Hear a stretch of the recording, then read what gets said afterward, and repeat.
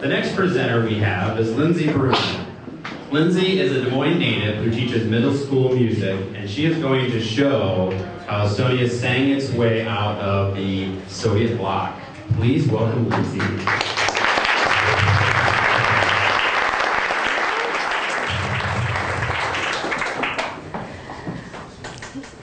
All right, my presentation is about this tiny little country here called Estonia.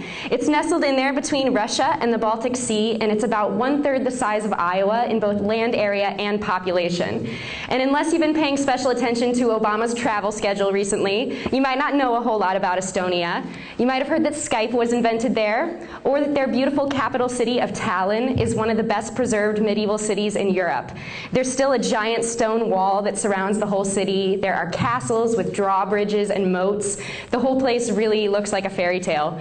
But what really makes Estonia so extraordinary is that everybody in this tiny little country sings. What I mean is that in Iowa, the number of non-professional community choirs that we have is roughly somewhere around 40 or 50. In little tiny Estonia, at last count, they had 1,182 non-professional choirs. And the pinnacle of this singing culture is seen in this next picture.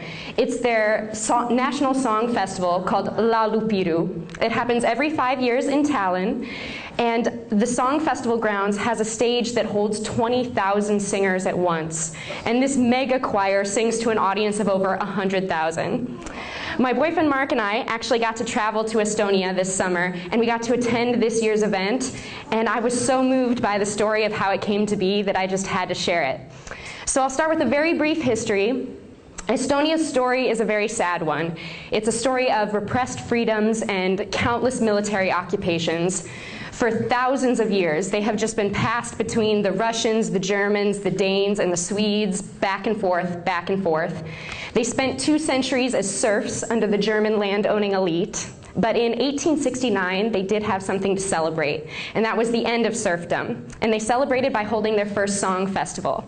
878 Estonians gathered together that day to sing songs in their native language, and it was the highlight of the Estonian national movement, even though they were still under Tsarist Russian rule at the time. The song festivals continued to happen every few years after that, regardless of the political situation, and this growing tradition played a huge role in the formation of their national identity. Fast forward a little bit, 2 terrible world wars take their toll on the country, and after being passed back to Germany, in 1944 they're reconquered by Soviet forces. What follows is Russification of an already decimated population. The Estonian flag is forbidden. Within 6 years, Estonians lose 1/4 of their population to execution, imprisonment, or deportation to Siberia.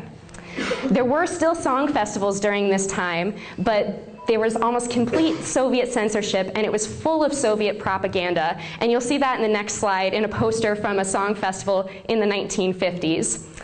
When asked why they still participated in the song festivals during this time, Estonians will tell you that they didn't care what they were forced to sing about. They were just so happy that they were allowed to be together to sing.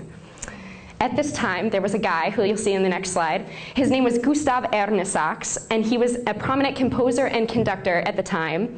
He wrote a song called Mu Isamaa, or My Fatherland, and it somehow slipped past the censorship committees.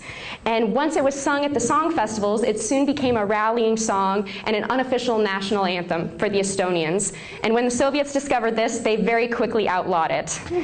But there was this great moment at the end of the song festival in 1960. At the spot at the end of the program where Mu Isamaa was supposed to be sung, the singers refused to leave the stage, and they started to sing it anyway.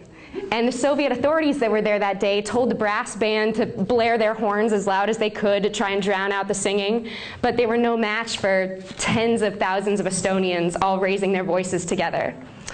The Estonian thirst for freedom, of course, grew over the next few decades, and it culminated in the late 1980s with a time that's known now as the Singing Revolution.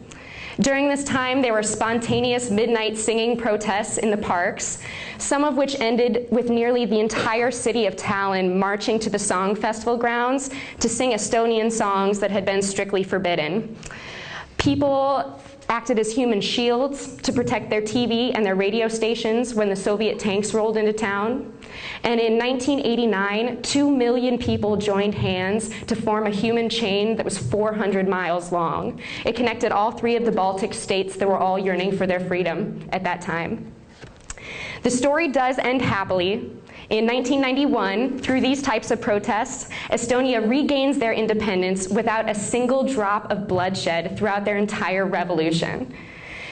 When Mark and I were at the festival this summer, we definitely saw that it's just as special to the Estonians today as it ever has been. After almost every single song, when the conductor went to cut off the final chord, the singers would start waving their flags and cheering even before the audience had a chance to start applauding. In the middle of the program, several times there was chanting for an encore, and it wasn't the audience that started the chant, it was the singers on stage.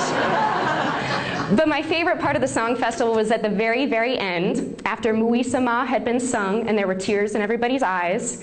The song festival ended with a piece that had been composed for this year's event. It was called Puudutus, the touch.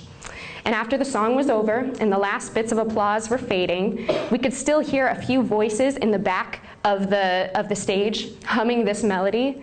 And pretty soon the whole group joined in and they sang the entire song again. And when they finished, they sang it again, and then again. And by the time Mark and I finally left the song festival grounds that night, we could still hear the singing as floating down the street as the people walked 5 kilometers back to Old Town. There is so much more to this story than I had time to fit in 6.5 minutes. So if you're interested in this amazing tale about how the Estonians chose to use singing as their weapon against oppression, there is a wonderful documentary. I believe you can rent it on iTunes. It's called The Singing Revolution. I highly recommend it. Or please, please, please come chat with me and Mark. We could probably talk about it all night to anyone who's willing to listen. So thank you.